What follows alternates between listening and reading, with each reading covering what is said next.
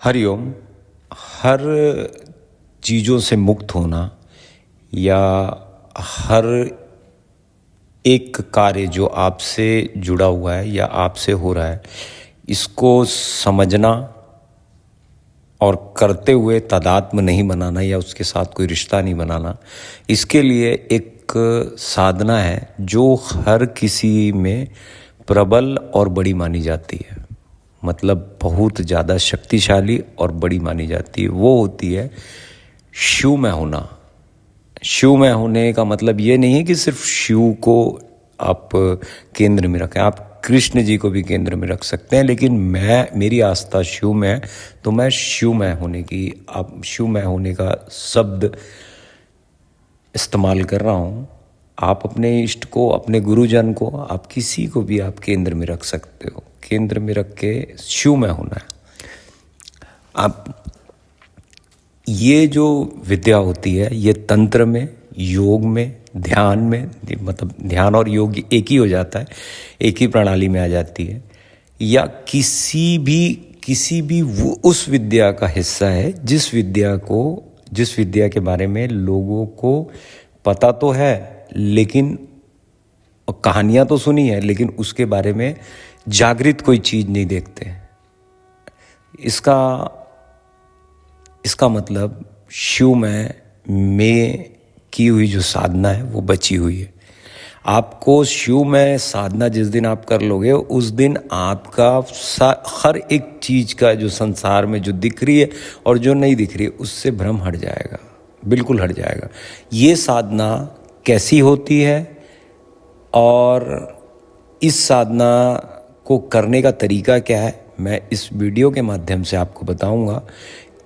ये जो तंत्र में दिलचस्पी रखते हैं वो भी सुने इसको, जो योग में दिलचस्पी रखते हैं वो भी सुनिए, या जो भक्ति योग में दिलचस्पी रखते हैं उनके लिए भी बहुत अच्छा है, सबके लिए अच्छा है कि हर किसी का केंद्र यही होने वाला है। इस वीडियो के माध्यम से मैं आपको बता रहा हूँ।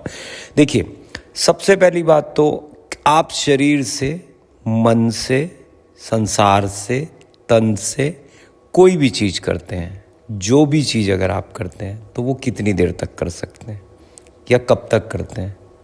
चाहे आप अपने स्वास्थ्य के लिए करो, चाहे आप अपने भोग के लिए करो, चाहे विलास के लिए करो, चाहे कुछ भी करो, उसकी अवधि होती है। आप उसको पकड़ के रखते हैं, उस टाइम को, उस कार्य को उस टाइम के अंदर में ढालते हो। जैसे आप कोई भी चीज़ को करना चाहते हैं तो उसको टाइम के अंदर में ढालते हो। आप तब भी एक चीज के साथ में वो कार्य संपन्न करते हैं, वो है प्राण। हर कार्यों में स्थिति रख के और अपने प्राणों पे अपने प्राणों को अपने साथ रखते हो, लेकिन तादाद में इतना ज़्यादा बना लेते हो उस कार्य के साथ में कि आप ये चीज़ को भूल जाते हो कि ये भी कार्य छूट जाएगा। चाहे वो भोग की बात हो, चाहे विलास की बात हो, चाहे युद्ध की बात हो, चाहे गुस्से की बात हो, चाहे सुख की बात हो, दुख की बात हो, कोई भी चीज़ हो, आप एक टाइम पीरियड तक वहाँ पर हो या एक समय अवधि तक वहाँ पर हो, उसके बाद में सब चीज़ें छूट जाएंगी। उसके बाद में फिर आप और आपके प्राण, आप तो हो ही नहीं, सिर्फ प्राण है शेष।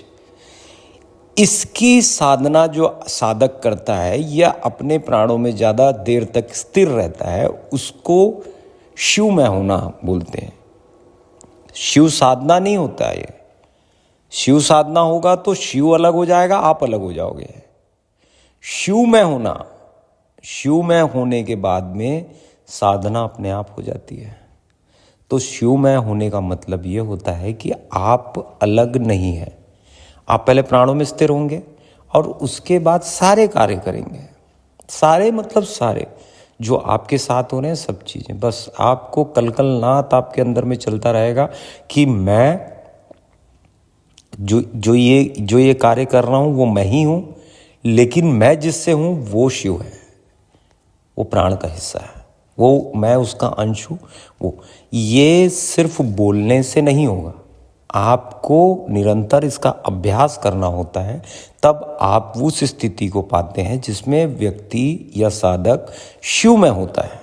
तो शिवमय होने के लिए सबसे पहली बात तो आपको ये ज्ञात होना चाहिए कि आपके अंदर में जो प्राण है या आपके अंदर में जो शक्ति है, आपके अंदर में जो ऊर्जा है, वो क्या चीज़ है, आपको पहले उसका ज्ञात होना चाहिए।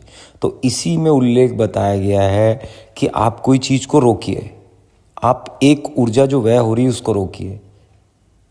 तो आप भूख को अंदर ही मत लेके आइए, मतलब कुछ अनाज को अंदर नहीं लेके आएंगे तो एक गति रुकेगी, तो उसमें भी अनुभूति होती है आपको। आपकी कोई चीज़ बाहर जा रही है उत्तेजना के माध्यम से, तो आप उसको रोकिए, जिसको ब्रह्मचर्य बोलते हैं। इसके ये मैटर बहुत बड़ा है, तो इसके ऊपर से एक अलग वीडियो बनाऊंगा मैं। तो आप उसको रोकिए, तो आपको ज्ञात होगा कि नहीं, शक्ति का ज्ञात होगा आपको कि नहीं, आपके अंदर में शक्ति जब खेलेगी तो आपको कैसा अनुभव होता है, क्या होता है करके। आपको इन सब चीज़ों को करते हुए नियमबद्ध जो दूसरा पायदान है अष्टांग योग का, वो नियम है।